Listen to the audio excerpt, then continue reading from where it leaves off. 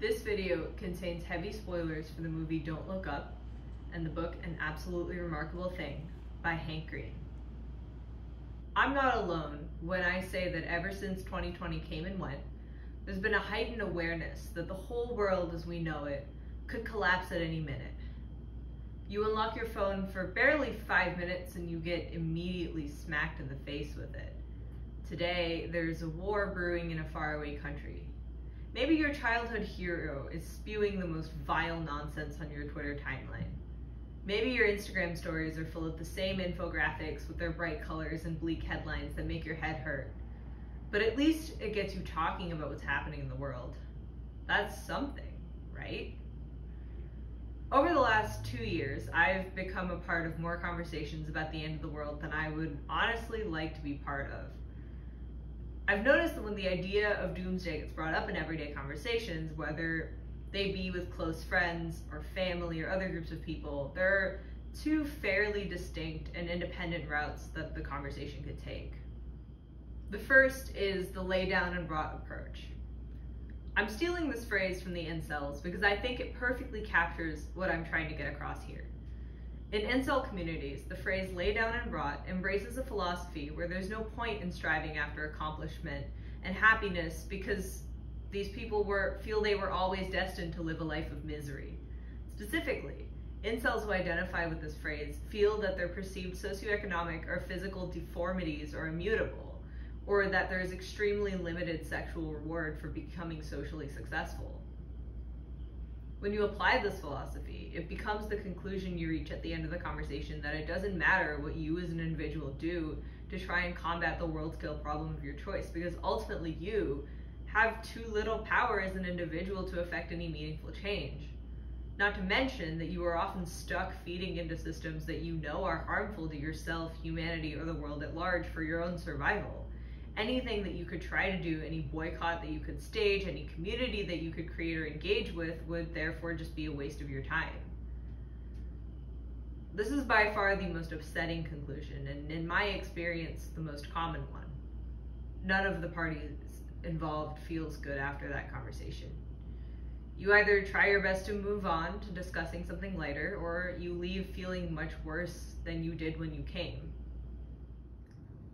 The second is what I'm calling the Hank Green approach. I do want to make a note right here that this philosophy is not exclusive to Hank Green, nor is he the first person to approach finding solutions to social issues in this way. I chose his name because he's a well-known internet figure whose personal brand is this embodiment of cautious optimism. I call it cautious optimism because this philosophy is not a blind faith that the socio-political structures that are actively ruining people's lives in the present day will somehow miraculously self-correct. Nor is it the belief that one person alone can save the world. It's a belief that if everyone picks a niche in a small problem and starts chipping away at it, we can solve large, overwhelming systemic problems together. For example, let's say that you and your group of maybe 5 or 10 friends wanted to focus your energy on getting a community together to pressure your local lawmakers into reevaluating where factories are allowed to dump industrial waste because of the harmful effect that it's having on the low-income communities in your area. That's one small but not insignificant area of a much larger problem. And most importantly, your win is a win for the cause because the overall win is made of many local wins.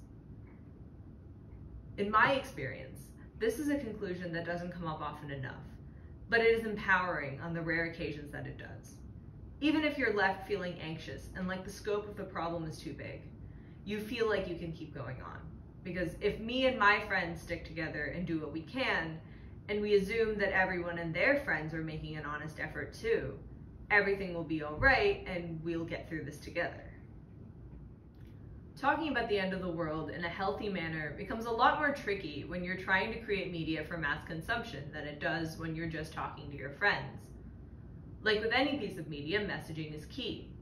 You have to be extremely aware of the kind of message you want to send with your story and characters and how that may conflict with the message that your audience is taking away from it.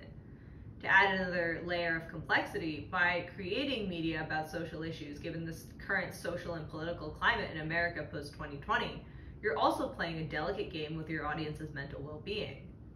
There's a reason why words like doom scrolling were popularized in 2020 to verbalize the slow descent into nihilism and apathy that come from your internet spaces being bombarded with content about national and worldwide calamities. But these pieces of media do ask some very real questions about how we as individuals should handle the end of the world. What is the most responsible way to handle the end of the world? And most importantly, what is the best way out of this situation?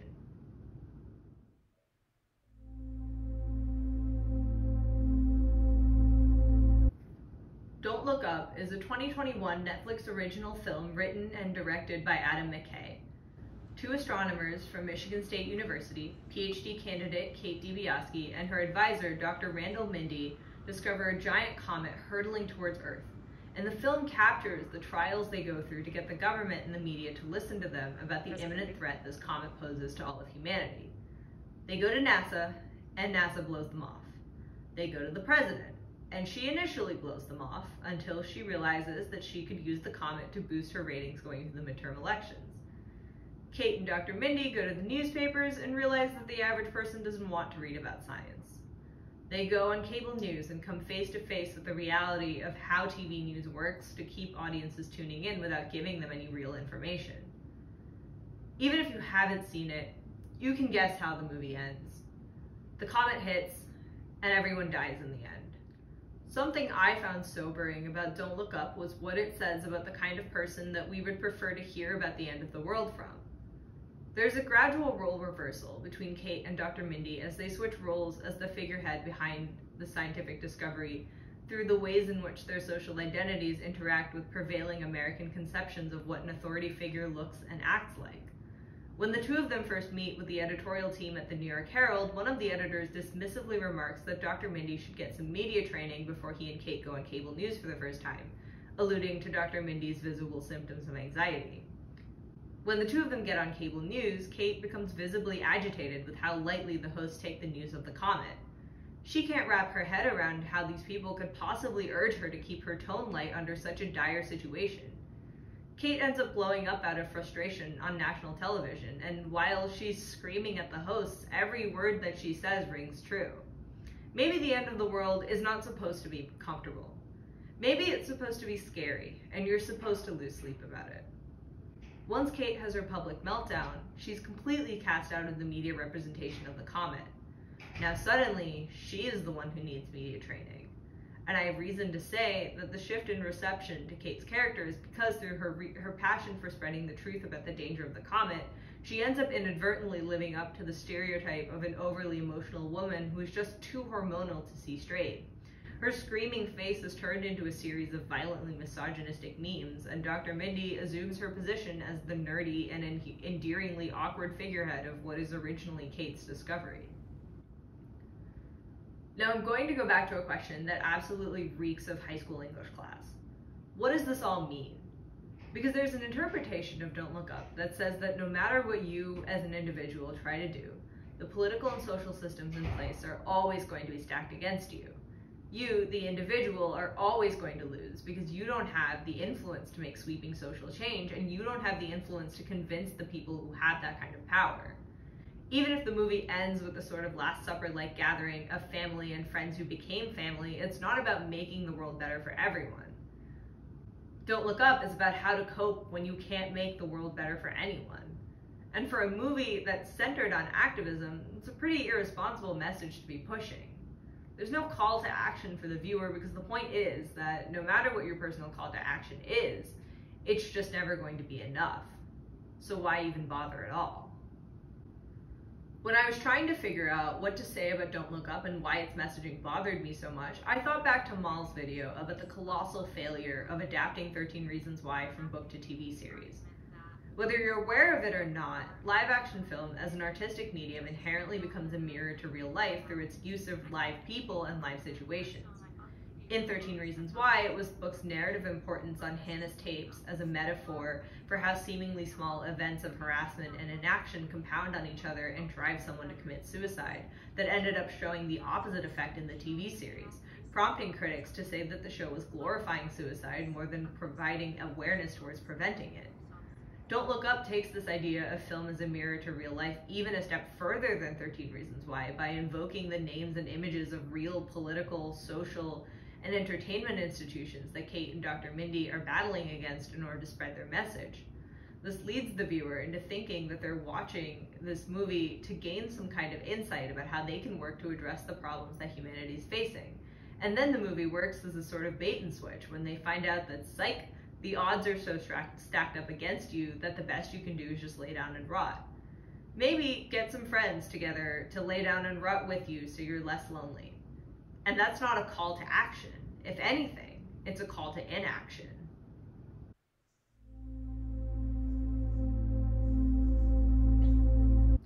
An absolutely remarkable thing is YouTuber and science communicator Hank Green's debut novel. It's a science fiction novel about April May, a recent college graduate working at a startup in New York City as a graphic designer. On her way back from work after a particularly long night, April comes across a giant statue of a robot samurai in the middle of the street that she does not remember seeing on her way to work. Her first instinct is to call her friend Andy, an aspiring internet personality, to help her document the statue. April is thrust in front of the camera and gives the statue a name, Carl. The video is uploaded on the internet and April's life is completely turned upside down. Seemingly overnight, her video has gone viral. News companies all over America are requesting her presence to speak about the Carls, and she has become the figurehead of an aliens unknown plan for humanity. It turns out that there are 64 identical Carl statues placed in major metropolitan areas all around the world. It is unclear where they came from, who is behind this, and if they are dangerous. Several governments preemptively restrict access to the Carls, which forces April to become more politically active. She is forced into becoming a beacon of hope for humanity, a sign that the Carls come in peace and want humanity to work together. In reference to a collective dream that the Carls place inside the minds of every human on Earth, April's community is called the Dreamers. Their objective is to crack the code hidden within the dream and advocate for the benign nature of the Carls. Where April wants to bring hope and excitement to the world, the Defenders, an opposing online community, maintain that the Carls are only here to take advantage of humanity and at worst exterminate it. They are led by Peter Petrowicki, a conservative pundit who has made it his mission to tear down April's optimistic rhetoric and sow fear and chaos. His online following stands in stark opposition to April's and calls themselves the Defenders, as in the defenders of Earth from alien invaders. April finds herself in a complicated online dance with Peter as she works to solve a code in the dream that she believes was presented only to her. While the plot of An Absolutely Remarkable Thing does not directly deal with the idea of the end of the world in the way that Don't Look Up does, it presents an interesting map of how people perceive the impending end of the world and the ways in which communities mobilize over optimism towards and fear of the unknown.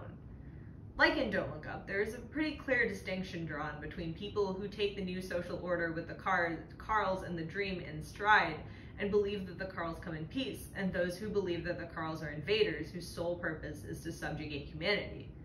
It eventually turns out that neither of these conclusions are fully true, but that's not really the point of the book. An Absolutely Remarkable Thing centers on how fear and curiosity motivates people and the ways in which these drives are exploited by social media. When people start learning about the dream, they immediately take to social media to make sure that they're not alone in this experience. It turns out that many of the dream's puzzles require extremely disparate sets of knowledge in order to complete, which lends itself well to large-scale collaboration between people all over the world. The fact that collaboration is inherent to the dream alerts April of an opportunity to create a social media platform for dreamers so they can network with each other and get to whatever's at the end of the puzzles. Though the book takes the side of the dreamers, with its focus on April through a third-person limited point of view, it's clear that in order to further their goals, the Defenders also have to organize and collaborate with each other in order to solve the dream's puzzles. No one knows what is at the end of the puzzles, so the goal just becomes get there before the other team does. A recurring theme in this book that I want to touch on is that someone needs to take responsibility for the appearance of the Carls and the ways in which they have fundamentally changed human life, but no one can agree on who should be held responsible. April believes that it should be her responsibility because she was the first person to say anything about the Carls in the first place. She and her friend Andy hatch a plan to build her a Twitter following and create a persona of April May that spreads optimistic messages to control the narrative about the Carls and keep the Defenders from sowing fear in people's minds. But at the end of the day, April's motivation to be speaker for the Carls is a selfish one. She wants to feel like she's making a difference in the world because her newfound internet fame is causing strain on her personal relationships. Peter Petrowicki wants to take power away from April because he questions the authority of a young woman with no training in politics to be making statements on behalf of an alien race that is not necessarily proven that its intentions to appear on Earth are entirely benevolent. Not to mention, his entire audience and platform is built on questioning authority, but not his own authority. At the end of the day, the clashes between April and Peter Petrowicki are products of egoistic posturing. April feels important for the first time in her life, and Peter has found a particularly relevant and lucrative grift. April eventually takes her power and egoistic desire to help the world too far and puts herself in harm's way, but she is not the person assessing the situation for worldly harm. She briefly considers that the Carls could be here to destroy the world, and then chooses to defend them, because that was the position that was put into her lap. I think this book highlights the ways in which we look to other people in order to confirm our views. The end of the world is not one person's responsibility, neither in creation nor to fix, but an absolutely remarkable thing highlights how we are automatically inclined to conceptualize the world as a place where there is always someone who can be held responsible for changes that make us uncomfortable, whether they were actually responsible for it or not. So, what do you do when the world is ending? What is the right thing to do? What hurts is that there really isn't a right thing to do. There isn't one action that you as an individual can do to keep the world from collapsing.